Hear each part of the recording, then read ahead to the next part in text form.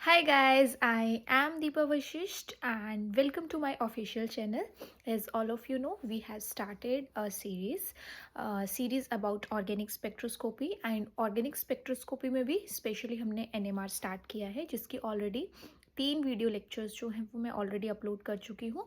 जो हमने last lecture किया था उसमें हमने देखा था कि ऐसे कौन कौन से पैरामीटर्स होते हैं जिसमें हम NMR के किसी भी डाटा को किसी भी ग्राफ को स्टडी कर सकते हैं और एक तरह से उसको डिकोड कर सकते हैं। तो वो हमने देख लिए थे कि कौन कौन से पैरामीटर्स होते हैं और थोड़ा बहुत इंट्रोडक्शन उसका हमें मिल चुका है वहाँ पे कि वर्क कैसे करते हैं, बट उतना हमारे लिए सफिशिएंट नहीं है। हमें हर पैरामीटर के बारे में पता होना चाहिए, उसके साथ और कौन से फैक्टर्स जुड़े हुए हैं उनकी हमारे पास नॉलेज होनी चाहिए एज वेल।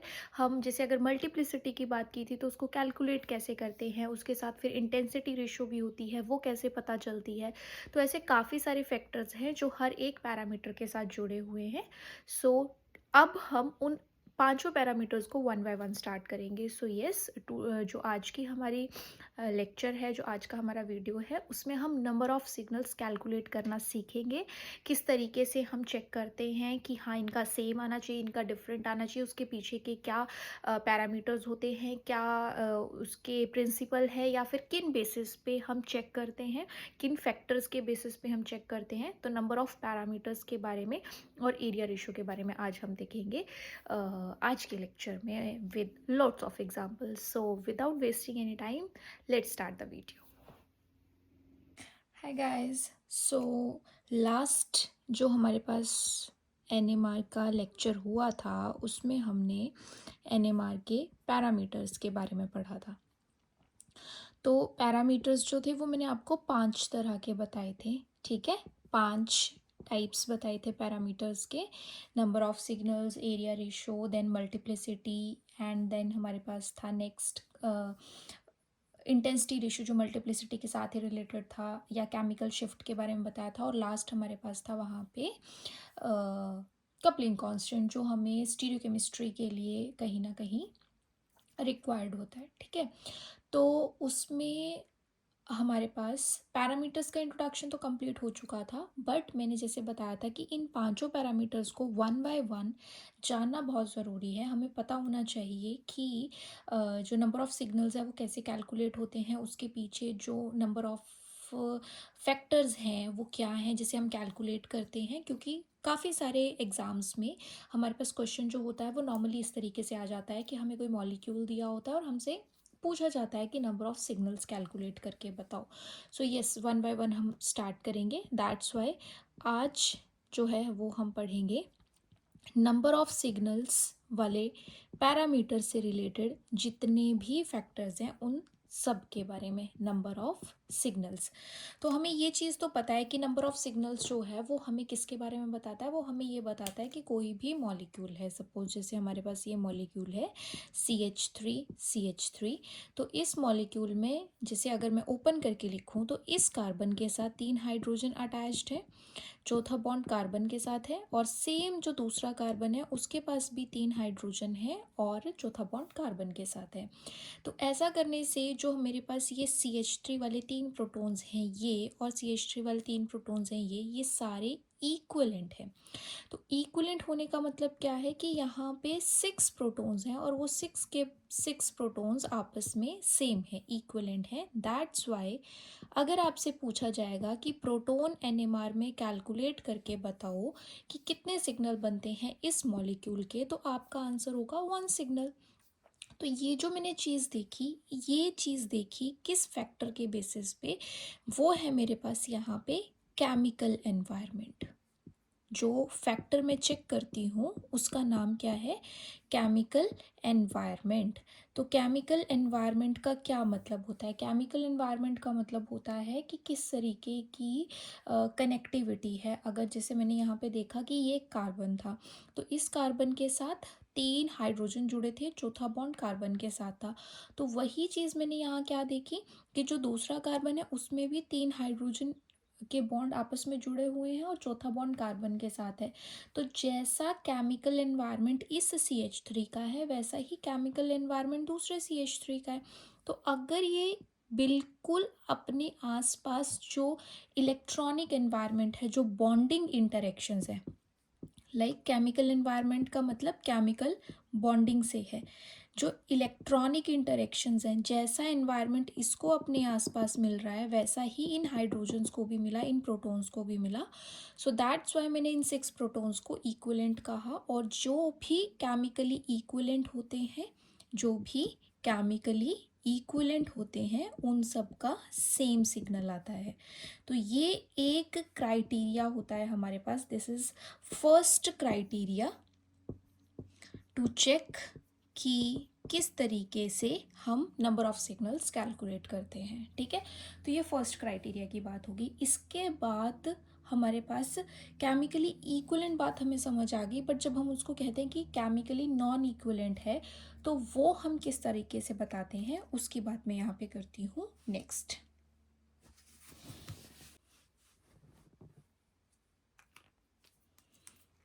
तो जैसे मेरे पास मान लो सेकंड एग्जाम्पल की मैं बात करूँ यहाँ पे, ठीक है। तो सेकंड एग्जाम्पल में मैंने अब मॉलिक्यूल ले लिया CH3 CH2 CH3, ठीक है, ये मॉलिक्यूल ले लिया। अब इस मॉलिक्यूल को अगर मैं ओपन करके लिखती हूँ तो इसका क्या मतलब है कि इस कार्बन के साथ 3 हाइड्रोजन है, चौथा बॉन्ड कार्बन का कार्बन के साथ है, क्योंकि आप सबको पता है कार्बन 4 बॉन्ड बनाता है, तो मैं उसके बेसिस पे बात कर रही हूँ। फिर जो मेरे पास यहाँ सेंटर वाला कार्बन है, इसके पास 2 हाइड्रोजन्स हैं और इसका एक बॉन्ड भी कार्बन के साथ है, दूसरा भी कार्बन के साथ है।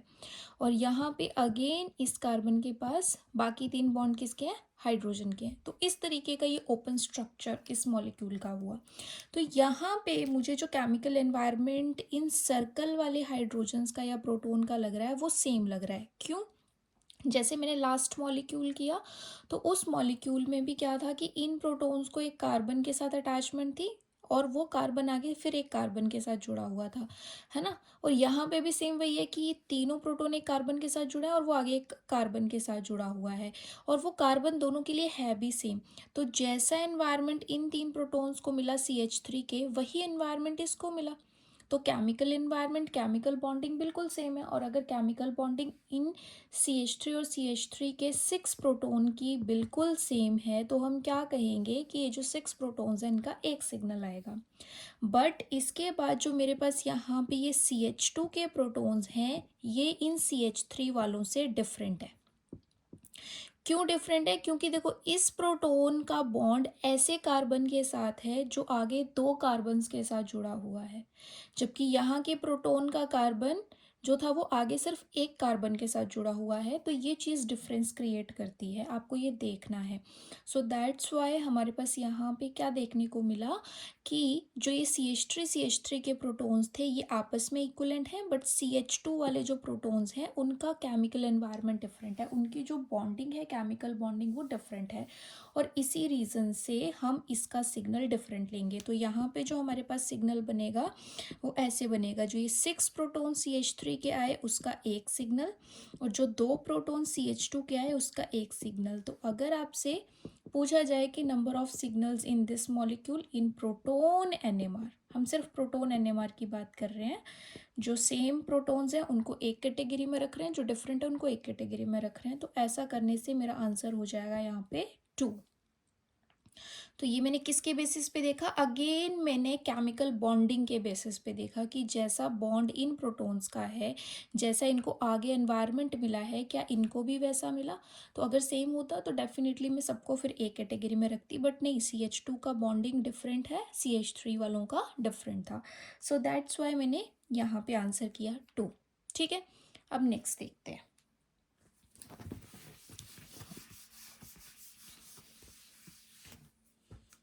अब जैसे मेरे पास थर्ड एग्जाम्पल है, ठीक है, यहाँ पे मैंने लिया CH3 CH2 CH2 CH3, ये मॉलिक्यूल लिया।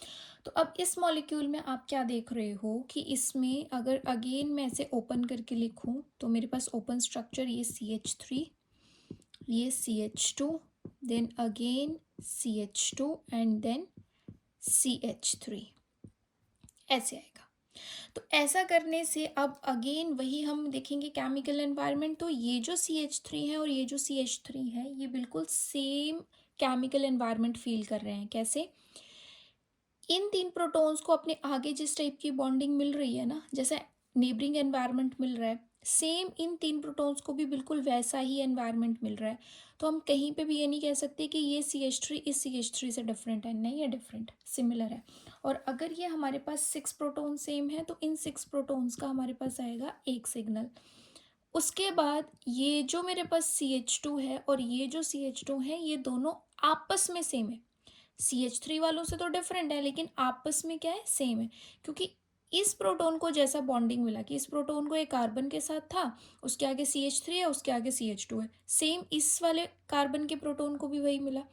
प्रोटॉन एक ऐसे कार्बन के साथ जुड़ा है जिसके एक साइड CH2 है, एक साइड CH3 है, तो ये वाले जो 4 प्रोटॉन्स हैं ये आपस में सेम है। तो यहाँ पे 4 प्रोटॉन्स का एक सिग्नल आएगा। तो केमिकल एनवायरनमेंट के बेसिस पे हमने यहाँ पे क्या चेक किया कि हमारे पास यहाँ पे नंबर ऑफ सिग्नल्स में कितने आएंगे, 2 सिग्नल्स आएंगे। जो CH3 के प्रोटॉन्स हैं उनका एक सिग्नल आएगा और जो CH2 के प्रोटॉन है उनका एक सिग्नल आएगा। तो इस तरह से हमारे पास यहाँ पे इस मॉलिक्यूल के बनते हैं 2 सिग्नल्स। सो आई होप अब आपको वो चीज़ क्लियर हो रही होगी कि मैं किस बेसिस पे ये बात करती हूँ यहाँ पे कि हमारे पास जो है वो केमिकल एनवायरनमेंट या केमिकल बॉन्डिंग होती है तो वो कैसे होती है। ठीक है, नाउ एग्जाम्पल नंबर 4। ठीक है, एग्जाम्पल नंबर 4 अपने पास ऐसे है, CH3 CH2 CH3 and again CH3। ठीक है, ऐसा मॉलिक्यूल ले लेते हैं। तो अब इस मॉलिक्यूल में हमें यहाँ पे नंबर ऑफ सिग्नल्स काउंट करने हैं। ठीक है, तो अगर आपको ये चीज़ समझ आ गई है तो आप साथ साथ में खुद से काउंट करके अपना एक आंसर साइड में रख भी सकते हो कि हाँ इतने, फिर आप सुन लो कि मैं क्या कह रही हूँ, क्या कर रही हूँ, फिर आप मैच कर लोगे, जिससे आपको थोड़ा सा आइडिया भी होता जाएगा कि हाँ मैम ने जो क्वेश्चन दिया था हमारे आंसर के साथ मैच कर रहे हैं। तो एक थोड़ा सा कॉन्फिडेंस भी बिल्डअप होता जाता है कि हाँ चीज़ें हमें समझ आ रही हैं। ठीक है, तो पहले खुद काउंट कर लो, अब मेरा सुनो। इसमें मेरे पास ये जो कार्बन है ये 3 हाइड्रोजन इसके साथ जुड़े हुए हैं ना, CH3 वाले, तो ये मैंने वैसे लिख दिए। ठीक है, आगे क्या है, CH2। फिर आगे एक ऐसा कार्बन है जिसको CH3 और CH3 मिला। ठीक है, तो नो डाउट ये भी CH3 है और ये भी CH3 है, बट यहाँ पे अब ये CH3 एक दूसरे से डिफरेंट है। कैसे? जो मेरे पास ये वाला CH3 है इसके प्रोटॉन्स, ये जो प्रोटॉन्स हैं ये एक ऐसे कार्बन के साथ एसोसिएटेड है जिस कार्बन के आगे CH2 है, जिस कार्बन के आगे CH2 है। बट मेरे पास यहाँ पे जो दूसरे CH3 हैं वो ऐसे कार्बन के साथ एसोसिएटेड है जो एक तरह से क्वार्टिनरी टाइप का है यहाँ पे, है ना। तो डिफरेंस क्रिएट हो गया कि इन प्रोटॉन्स की बॉन्डिंग उस कार्बन के साथ है जो आगे CH2 के साथ जुड़ा है। फिर इन हाइड्रोजन्स की बॉन्डिंग अगर मैं यहाँ ओपन करके देखूंगी ना तो ये ऐसे हैं CH3, है ना। तो इन प्रोटॉन की बॉन्डिंग ऐसे कार्बन के साथ है जो आगे क्वार्टिनरी कार्बन के साथ जुड़े हुए हैं, विच मीन्स ये CH3 इन तीनों CH3 से डिफरेंट है। तो यहाँ पे इस CH3 का अपना अलग सिग्नल आएगा, CH2 के 2 प्रोटॉन्स का अपना अलग सिग्नल आएगा, और ये जो CH3 के प्रोटॉन तीनों जो एक कार्बन के साथ अटैच थे उनका एक सिग्नल आएगा। तो इस तरह से इस मॉलिक्यूल के हमारे पास यहाँ पे बनते हैं 3 सिग्नल्स। ठीक है, क्या बनते हैं यहाँ पे, 3 सिग्नल्स। तो यस, इस तरह से हमें केमिकल एनवायरनमेंट वाला मेथड जो है वो अप्लाई करना होता है to calculate number of signals. अब हम कुछ और एग्जांपल्स भी करते हैं आगे।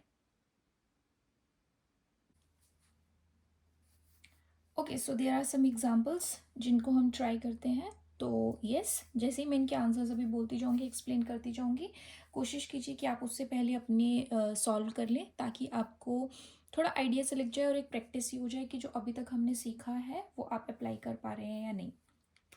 तो जैसे मैंने फर्स्ट एग्जांपल यहाँ पे लिखा है, तो आप आपके अकॉर्डिंग कितने सिग्नल्स होने चाहिए इसमें, आप अपना आंसर देख लीजिए। मेरे अकॉर्डिंग इसमें 3 सिग्नल्स बनते हैं।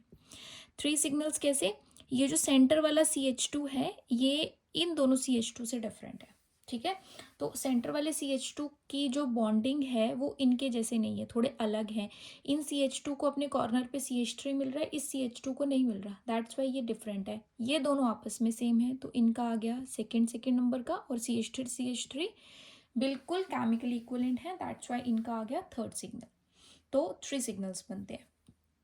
जो मेरे पास ये मॉलिक्यूल है इथेनॉल, तो इसमें मेरे पास CH3 का अलग, CH2 का अलग, और OH में भी प्रोटॉन है, सो दैट्स वाई उसका अलग। तो यहाँ पे भी मेरे कितने सिग्नल्स बनते हैं? 3 सिग्नल्स। हाँ, अगर उसने स्पेशली लिखा है कि आप OH के प्रोटॉन को या उसके सिग्नल को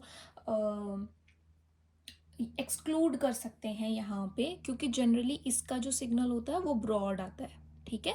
तो कई बार जो होता है हम इसके सिग्नल को एक्सक्लूड भी कर देते हैं, बट अगर पूछा गया है नंबर ऑफ सिग्नल और ऐसा कुछ मेंशन नहीं किया है कि इसके ब्रॉड सिग्नल को आपने एक्सक्लूड नहीं करना है, तो ऑब्वियसली इसका प्रोटॉन भी सिग्नल देगा। तो आपके पास यहाँ पे कितने सिग्नल्स बनेंगे? 3 सिग्नल्स। उसके बाद है थर्ड मॉलिक्यूल। तो थर्ड मॉलिक्यूल में भी एक जैसे ना सेंटर बन रहा है, अगर आप यहाँ से देखोगे तो इसके लेफ्ट पे और राइट पे बिल्कुल सेम एनवायरनमेंट है। तो उसका क्या मतलब होता है कि लेफ्ट और राइट वाली चीज़ें आपस में फिर रिलेट करेंगी। कैसे? जो CH3 इस कार्बन के हैं ये तो हो गए सबसे अलग, है ना। आपस में सेम है बट बाकियों से अलग है, क्योंकि ये कॉर्नर वाले हैं, इनकी बॉन्डिंग CH2 के साथ है, इस CH3 की डायरेक्ट बॉन्डिंग CH2 के साथ नहीं है, दैट्स वाई हमारे पास इनका फर्स्ट सिग्नल जो CH2 है उनका सेकंड सिग्नल, जो CH3 है उनका थर्ड सिग्नल। तो टोटल इस मॉलिक्यूल में भी मेरे पास बने 3 सिग्नल्स। प्रोटॉन NMR की बात करें, हम सिर्फ प्रोटॉन्स का काउंट कर रहे हैं। उसके बाद है मेरे पास फोर्थ मॉलिक्यूल। तो फोर्थ मॉलिक्यूल में मेरे पास ये CH3 और ये CH3 ना डिफरेंट है एक दूसरे से, क्योंकि ये CH3 एक ऐसे कार्बन के साथ अटैच्ड है जिसके पास यहाँ पे क्लोरीन है, ये ऐसे कार्बन के साथ अटैच्ड है जहाँ पे CH2 है, विच मीन्स कि हमारे पास दोनों मिथाइल्स का जो केमिकल एनवायरनमेंट है, जो केमिकल बॉन्डिंग है वो डिफरेंट है। तो अगर मैं इसको फर्स्ट बोलती हूँ तो इसको सेकेंड बोलूँगी। अच्छा, उसके बाद मेरे पास एक ये प्रोटॉन है जो क्लोरीन वाले कार्बन के साथ अटैच्ड है, तो वैसा प्रोटॉन तो और कहीं भी नहीं है, दैट्स वाई इसका तो सबसे अलग ही बनेगा। क्लियर हो गया? अब कुछ जगह पे क्या होगा कि CH2 के दोनों प्रोटॉन क्योंकि सेम कार्बन के साथ अटैच्ड है तो सेम ही एनवायरनमेंट मिल रहा होगा, तो कुछ जगह पे क्या होता है कि इनको सेम ही लिया जाता है। तो हमारे पास उस अकॉर्डिंग जो है वो इसका आंसर बन जाएगा 4 सिग्नल्स, बट समटाइम्स इसका आंसर हमारे पास 5 सिग्नल भी होता है। और अगर आप पूछे कि बिल्कुल करेक्ट कौन सा है प्रॉपर हाई रेजोल्यूशन में, तो हमारा आंसर 5 जो होता है वो हाई रेजोल्यूशन के अकॉर्डिंग बिल्कुल करेक्ट होता है। और उसके पीछे एक बड़ा मतलब आप कह सकते हो यूनिवर्सल फैक्ट की बेसिस का रीज़न है, और वो रीज़न क्या है कि जब दो प्रोटॉन्स में 3 में नहीं, सुनिएगा ध्यान से, 2 प्रोटॉन्स में आपको कंफ्यूजन हो कि दोनों का हमें सेम सिग्नल लेना है या डिफरेंट लेना है, जैसे हमने यहाँ पे बात करी, तो यहाँ हमने इन दोनों प्रोटॉन्स का सेम लिया, ये दोनों प्रोटॉन आपस में तो सेम थे ना CH2 के, बट यहाँ पे हम क्यों ऐसा कह रहे हैं कि दोनों डिफरेंट हो सकते हैं? तो वो इसलिए क्योंकि इसके साथ जो ये मैंने स्टार मार्क किया है ना, ये एक कायरल सेंटर है। अब ये कायरल सेंटर क्या होता है? ये ऑर्गेनिक केमिस्ट्री का एक हमारे पास कंसेप्ट है स्टीरियो केमिस्ट्री से रिलेटेड, जो शायद आप लोगों ने सुना होगा, नहीं सुना है तो अभी सिंपल भाषा में मैं आपको समझा देती हूँ कि ऐसा कार्बन जिसके चारों बॉन्ड्स डिफरेंट हैं वो कायरल सेंटर होता है।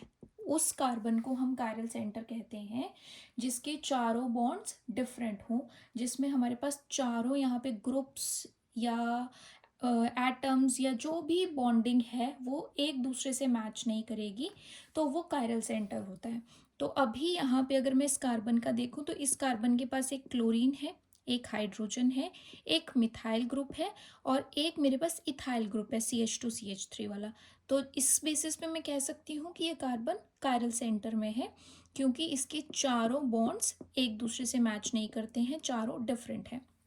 तो ऐसा कहा जाता है कि यूनिवर्सल फैक्ट है कि अगर दो हाइड्रोजन्स में कंफ्यूजन हो कि उसका सिग्नल सेम लेना चाहिए या डिफरेंट, तो आप ये चेक कर लीजिए कि उसके बिल्कुल एडजेसेंट कोई कायरल सेंटर तो नहीं है। अगर इसके एडजेसेंट कोई कायरल सेंटर है तो उन दोनों प्रोटॉन्स का सिग्नल डिफरेंट आता है हाई रेजोल्यूशन एनएमआर में। ठीक है, बट अगर कुछ बुक्स में इसका आंसर 4 भी कर दिया होगा तो आप उसको गलत नहीं कह सकते, उसका मतलब है कि वो लो रेजोल्यूशन पे उन्होंने आंसर लिखा है। बट येस, अब कन्फ्यूज़न तो क्रिएट हो गया कि अगर हमसे एग्ज़ाम में पूछा जाए तो हमें क्या करना चाहिए, तो मेरे अकॉर्डिंग उसका आंसर 5 ही बनता है। ठीक है, क्योंकि अगर हमसे पूछा जा रहा है तो हम तो डिफ्रेंशिएट कर पा रहे हैं ना कि ये दोनों प्रोटॉन्स का जो केमिकल एनवायरनमेंट होगा इस कायरल सेंटर की वजह से डिफरेंट आएगा। इसको थोड़ा सा डिफरेंट एनवायरनमेंट फील होगा और इसको थोड़ा डिफरेंट एनवायरनमेंट फील होगा इन स्पेस, जिसकी वजह से दोनों के सिग्नल में थोड़ा सा ही डिफरेंस आएगा, बट डिफरेंस आएगा, उनकी पोजिशन डिफरेंट होगी। So the answer should be 5 signal for this molecule. ठीक है, नेक्स्ट मूव करते हैं। नेक्स्ट अपने पास है फिफ्थ मॉलिक्यूल, जिसमें अब मैंने एक बेंजीन रिंग ली है जिसमें इस एक हाइड्रोजन को हटा के OH लिखा है, और अभी एक मॉलिक्यूल बन चुका है जिसका नाम है हमारे पास क्या, फिनोल। तो यहाँ पे मेरे पास इस पोजीशन पे जो हाइड्रोजन है वो दोनों आपस में सेम है, क्योंकि दोनों को ही OH बिल्कुल एडजेसेंट पोजीशन पे मिल रहे हैं, और उसके आगे यहाँ के जो दो H होंगे ये आपस में सेम होंगे, और ये वाला H जो OH के बिल्कुल पैरा पोजीशन पे है ये बाकी किसी के साथ मैच नहीं करता, तो ये बाकियों से डिफरेंट होगा। विच मीन्स कि मेरे पास यहाँ पे जो नंबर ऑफ सिग्नल है वो कैसे बनेंगे, OH का एक, जो इसकी ऑर्थो पे हैं दो प्रोटॉन्स उसका एक, जो फिर मेटा पोजीशन पे है उसका एक, और जो पैरा पे है उसका एक। तो overall answer should be 4 signals. यहाँ पे OH का एक, यहाँ पे हाइड्रोजन को हटा के OH रखा है। ठीक है, ऐसा नहीं है कि यहाँ काउंट करने लग जाना कि यहाँ भी तो हाइड्रोजन था। तो 1 ये हो गया, दो प्रोटॉन्स हमारे पास, ये दोनों आपस में सेम है, इन दोनों का एक हो गया, जो मेटा पोजीशन पे है उनका एक हो गया, और जो मेरे पास यहाँ पे OH की पैरा पोजीशन पे है उसका एक हो गया। तो टोटल सिग्नल शुड बी 4। अब यहाँ पे भी क्या होता है कि कुछ बुक्स में ना आपको आंसर जो होगा वो शायद 2 मिल जाए। 2 किस बेसिस पे मिलेगा, वो लो रेजोल्यूशन NMR करवाते हैं जिसमें क्या होगा, वो सारी ही एरोमेटिक रिंग का एक सिग्नल बोल देंगे और एक बोलेंगे OH का। सारे ही जो एरोमेटिक प्रोटॉन्स हैं उनको एक सिग्नल बोल देंगे और एक OH का बोल देंगे, तो उस हिसाब से 2। बट हमें ये आंसर लेके नहीं चलना है। क्यों नहीं लेके चलना है, क्योंकि हम जानते हैं कि ऑर्थो पोजीशन का एनवायरनमेंट डिफरेंट है। OH उसको बिल्कुल बगल बगल में मिल रहा है, पास मिल रहा है, मेटा को थोड़े और डिस्टेंस पे मिल रहा है, पैरा को तो और ज़्यादा डिस्टेंस पे मिल रहा है। तो हम कैसे कह सकते हैं कि केमिकल एनवायरनमेंट बिल्कुल सेम है, नहीं कह सकते हम। That's why the correct answer should be 4। Okay, after that ये जो आपके पास 6, 7 और 8 मॉलिक्यूल है, ये आप लोगों के लिए टास्क है, इसको होमवर्क समझिए या जो भी, और मुझे बताइएगा कि 6, 7 और 8 मॉलिक्यूल जो है इसके कितने सिग्नल्स आने चाहिए प्रोटॉन NMR में, और कमेंट करके अपने आंसर्स जो हैं वो आप कमेंट बॉक्स में डाल दीजिएगा। तो जिसने भी करेक्ट आंसर किया होगा उसका आंसर मैं या उसका कमेंट मैं पिन कर दूंगी वहाँ पे, तो बाकी स्टूडेंट्स को आइडिया लग जाएगा कि yes this is the right answer, या मैं खुद भी आंसर बता दूंगी। बट इस तरह से आप जो प्रोटॉन NMR है उसमें नंबर ऑफ सिग्नल्स कैलकुलेट कर सकते हैं। तो ये जो मैंने एग्जांपल्स करवाए हैं, ये जैसे आपके पास मास्टर कैडर हो गया, लेक्चर कैडर हो गया, या PGT हो गया, या कॉलेज कैडर हो गया, है ना। तो इस तरीके के जो लेवल के एग्ज़ाम्स हैं वहाँ पे इस टाइप के क्वेश्चंस ही पूछे जाते हैं। हाँ, अगर आप बात करोगे नेट की या सेट की, सेट में भी बहुत डिफ़िकल्ट नहीं रहते हैं, वो डिपेंड करता है अपने अपने उस पर। बट हाँ, नेट में जो है वो हायर लेवल के कॉम्प्लेक्स मॉलिक्यूल्स पूछे जाते हैं, तो उसमें तो इसके हायर मतलब पार्ट की रिक्वायरमेंट है, हायर वर्जन की रिक्वायरमेंट होती है। तो वो चीज़, वो वाले एग्जाम्पल्स तो इससे काफ़ी ऊपर हैं, ये बेसिक हैं।